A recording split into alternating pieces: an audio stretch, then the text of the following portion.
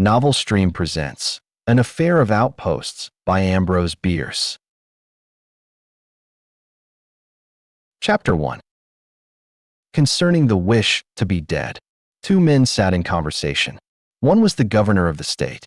The year was 1861. The war was on, and the governor, already famous for the intelligence and zeal with which he directed all the powers and resources of his state to the service of the Union. "What? You," the governor was saying in evident surprise. "You too want a military commission?"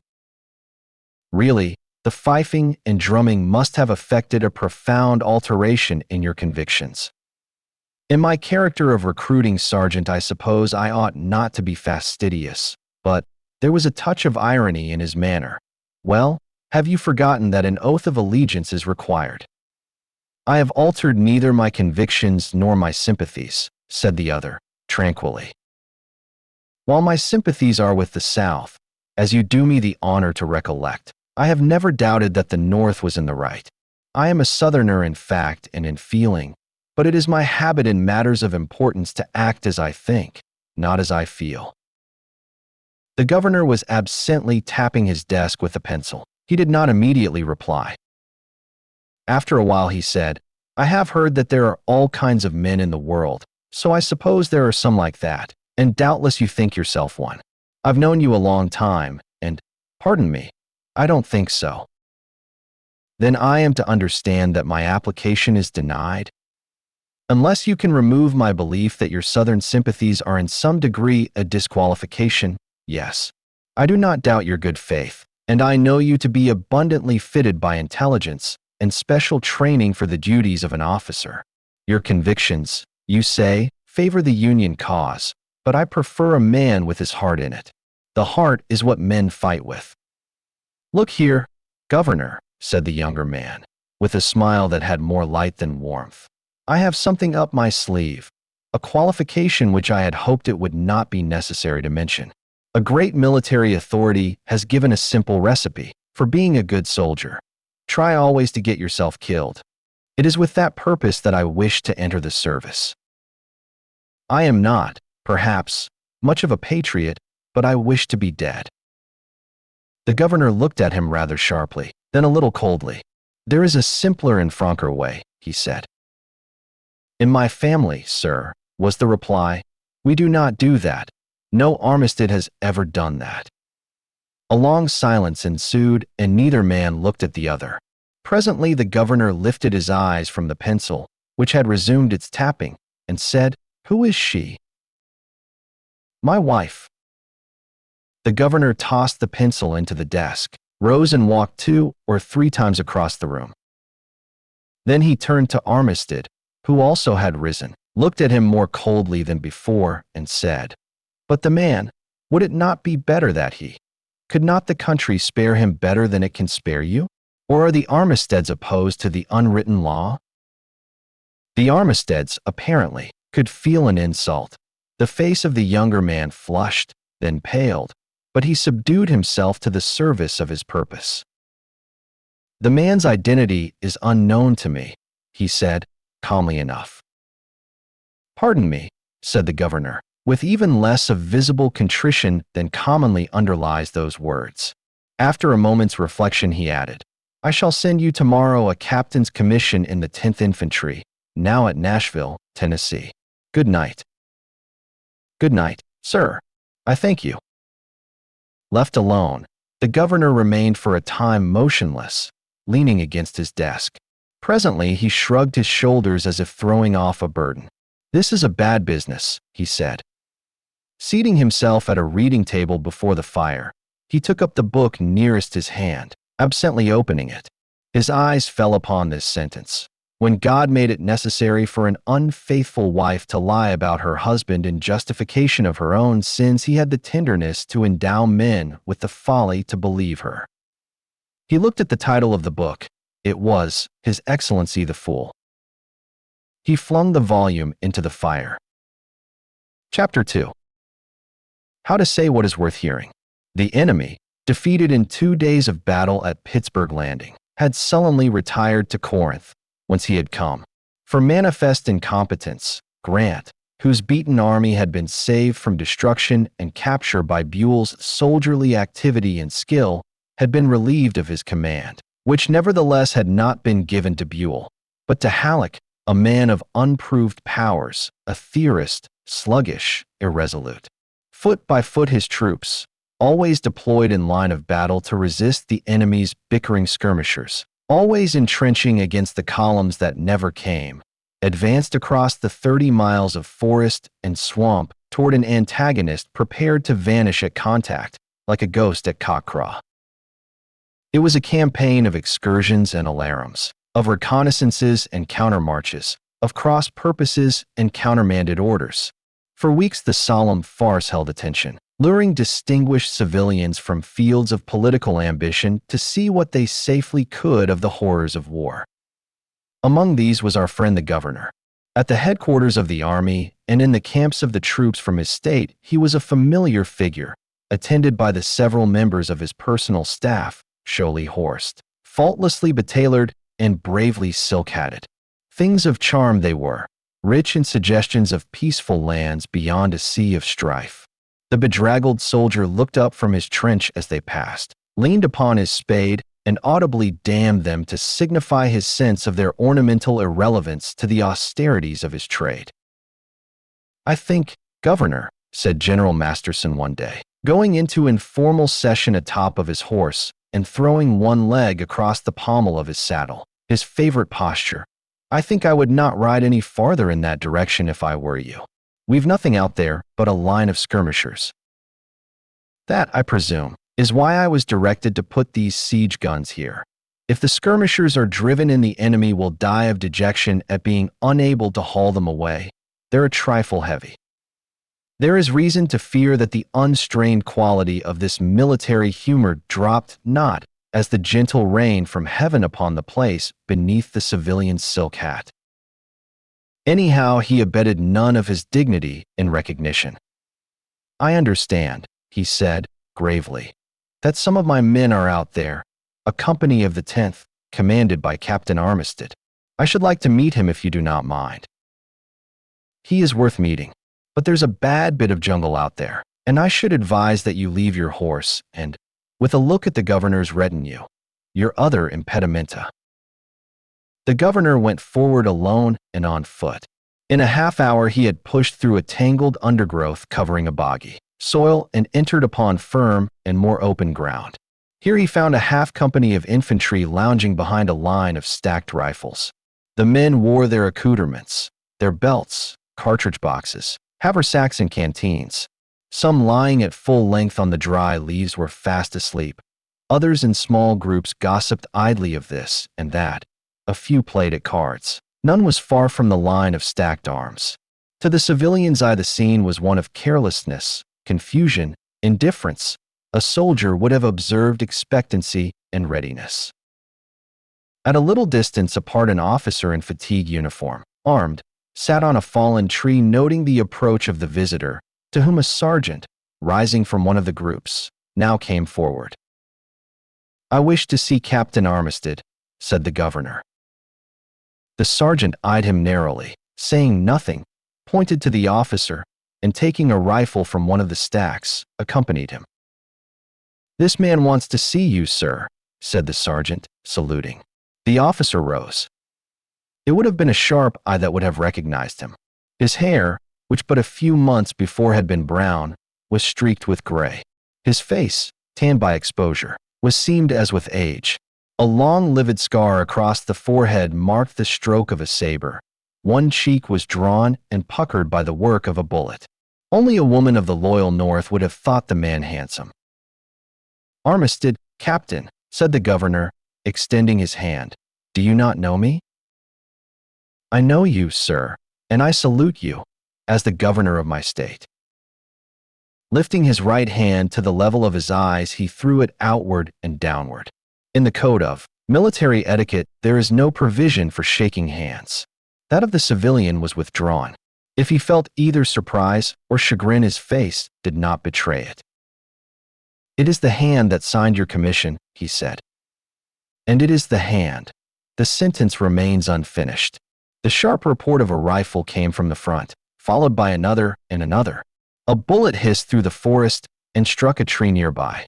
The men sprang from the ground, and even before the captain's high, clear voice was done intoning the command, attention, had fallen into line in rear of the stacked arms. Again, and now through the din of a crackling fusillade, sounded the strong, deliberate sing-song of authority, "Take arms," followed by the rattle of unlocking bayonets. Bullets from the unseen enemy were now flying thick and fast, though mostly well spent, and emitting the humming sound which signified interference by twigs and rotation in the plane of flight. 2 or 3 of the men in the line were already struck and down. A few wounded men came limping awkwardly out of the undergrowth from the skirmish line in front. Most of them did not pause, but held their way with white faces and set teeth to the rear. Suddenly there was a deep, jarring report in front, followed by the startling rush of a shell, which passing overhead exploded in the edge of a thicket, setting afire the fallen leaves.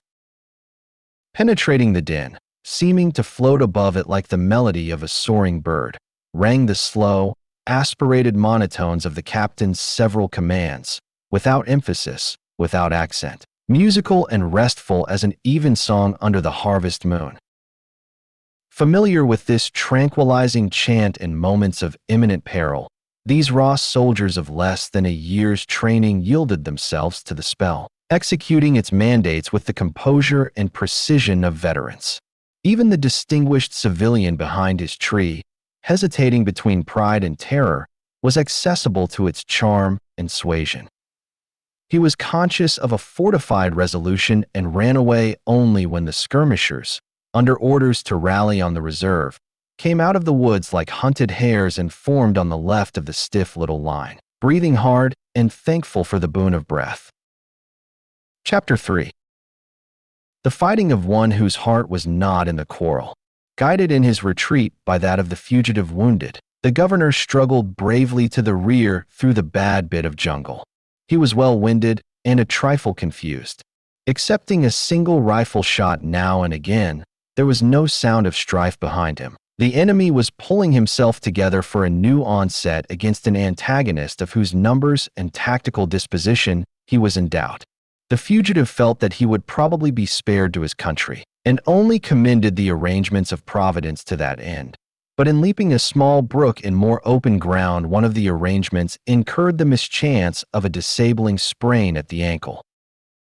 He was unable to continue his flight, for he was too fat to hop, and after several vain attempts, causing intolerable pain, seated himself on the earth to nurse his ignoble disability and deprecate the military situation. A brisk renewal of the firing broke out, and stray bullets came flitting and droning by. Then came the crash of 2 clean, definite volleys, followed by a continuous rattle, through which he heard the yells and cheers of the combatants, punctuated by thunderclaps of cannon.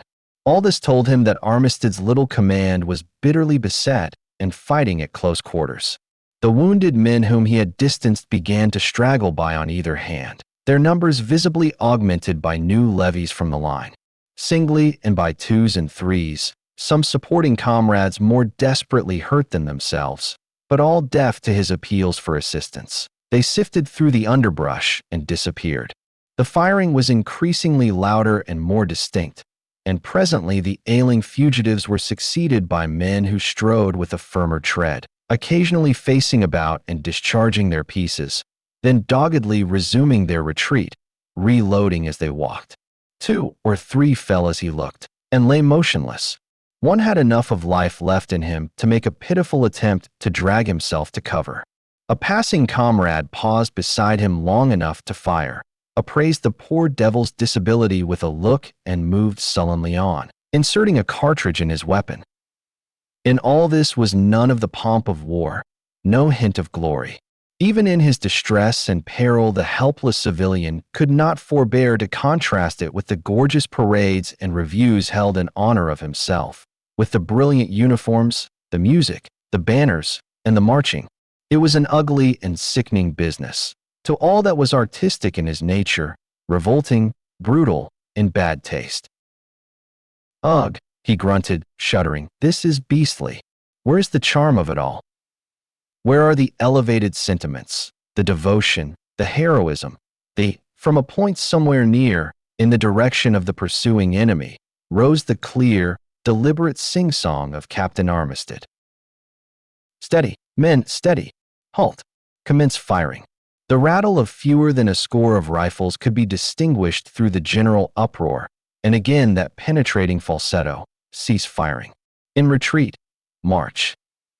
In a few moments this remnant had drifted slowly past the governor, all to the right of him as they faced in retiring. The men deployed at intervals of a half-dozen paces. At the extreme left, and a few yards behind, came the captain. The civilian called out his name, but he did not hear. A swarm of men in gray now broke out of cover in pursuit, making directly for the spot where the governor lay. Some accident of the ground had caused them to converge upon that point. Their line had become a crowd. In a last struggle for life and liberty, the governor attempted to rise, and looking back, the captain saw him. Promptly, but with the same slow precision as before, he sang his commands. Skirmishers, halt. The men stopped and, according to rule, turned to face the enemy. Rally on the right. And they came in at a run, fixing bayonets and forming loosely on the man at that end of the line. Forward, to save the governor of your state. Double quick. March. Only one man disobeyed this astonishing command. He was dead. With a cheer they sprang forward over the 20 or 30 paces between them and their task. The captain, having a shorter distance to go, arrived first, simultaneously with the enemy. A half-dozen hasty shots were fired at him, and the foremost man, a fellow of heroic stature, hatless and bare-breasted, made a vicious sweep at his head with a clubbed rifle. The officer parried the blow at the cost of a broken arm and drove his sword to the hilt into the giant's breast. As the body fell, the weapon was wrenched from his hand, and before he could pluck his revolver from the scabbard at his belt, another man leaped upon him like a tiger, fastening both hands upon his throat and bearing him backward upon the prostrate governor, still struggling to rise. This man was promptly spitted upon the bayonet of a federal sergeant, and his death gripe on the captain's throat loosened by a kick upon each wrist. When the captain had risen, he was at the rear of his men, who had all passed over and around him and were thrusting fiercely at their more numerous but less coherent antagonists. Nearly all the rifles on both sides were empty, and in the crush there was neither time nor room to reload. The Confederates were at a disadvantage in that most of them lacked bayonets. They fought by bludgeoning, and a clubbed rifle is a formidable arm. The sound of the conflict was a clatter like that of the interlocking horns of battling bulls. Now and then the pash of a crushed skull, an oath, or a grunt caused by the impact of a rifle's muzzle against the abdomen transfixed by its bayonet. Through an opening made by the fall of one of his men, Captain Armistead sprang, with his dangling left arm, in his right hand a full-charged revolver, which he fired with rapidity and terrible effect into the thick of the gray crowd. But across the bodies of the slain, the survivors in the front were pushed forward by their comrades in the rear till. Again they breasted the tireless bayonets. There were fewer bayonets now to breast, a beggarly half-dozen, all told. A few minutes more of this rough work, a little fighting back to back, and all would be over. Suddenly, a lively firing was heard on the right and the left. A fresh line of Federal skirmishers came forward at a run, driving before them those parts of the Confederate line that had been separated by staying the advance of the center. And behind these new and noisy combatants, at a distance of 200 or 300 yards, could be seen, indistinct among the trees, a line of battle. Instinctively before retiring, the crowd in gray made a tremendous rush upon its handful of antagonists, overwhelming them by mere momentum and, unable to use weapons in the crush, trampled them, stamped savagely on their limbs, their bodies, their necks, their faces. Then retiring with bloody feet across its own dead, it joined the general rout, and the incident was at an end. Chapter 4. The great honor the great. The governor, who had been unconscious, opened his eyes and stared about him, slowly recalling the day's events. A man in the uniform of a major was kneeling beside him. He was a surgeon.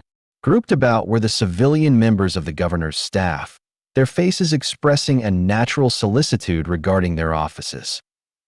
A little apart stood General Masterson addressing another officer and gesticulating with a cigar. He was saying, "It was the beautifulest fight ever made. By God, sir, it was great."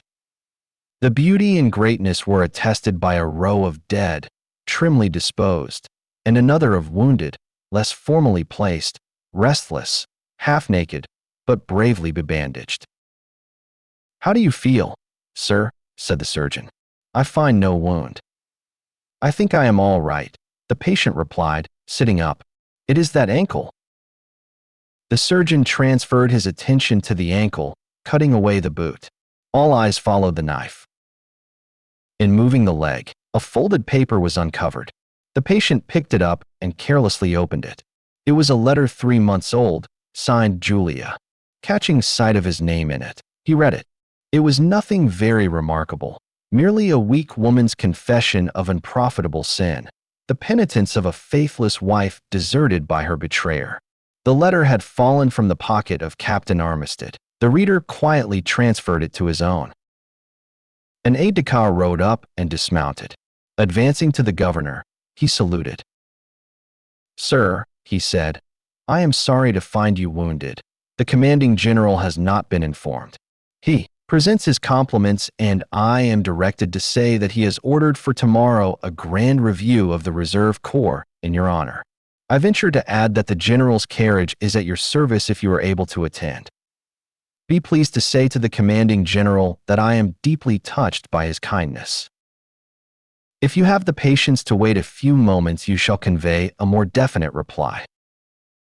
He smiled brightly and, glancing at the surgeon and his assistants, added, "At present, if you will permit an allusion to the horrors of peace, I am in the hands of my friends. The humor of the great is infectious." All laughed who heard. "Where is Captain Armistead?" the governor asked, not altogether carelessly. The surgeon looked up from his work, pointing silently to the nearest body in the row of dead, the features discreetly covered with a handkerchief. It was so near that the great man could have laid his hand upon it, but he did not. He may have feared that it would bleed. Thank you for listening to this audiobook. If you enjoyed this story, don't forget to give it a thumbs up and subscribe to our channel so you don't miss our next uploads. See you in the next audiobook.